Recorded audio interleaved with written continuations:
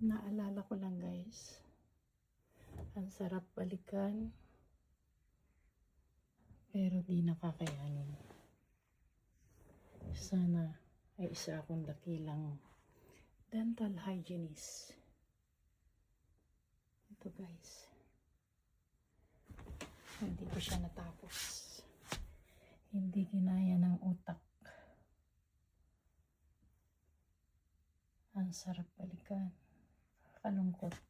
Ito sana yung aking friend. Ito mga instrument na ito. Ito sana yung aking kasama araw-araw.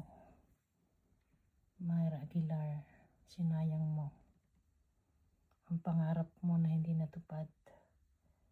Ito, madali kang nag-quit.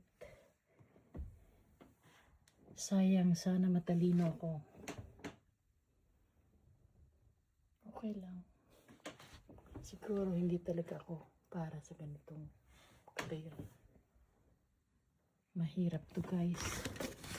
Ito, hirap yan. Hirap. Sobra, pinagpupuyatan ko yan.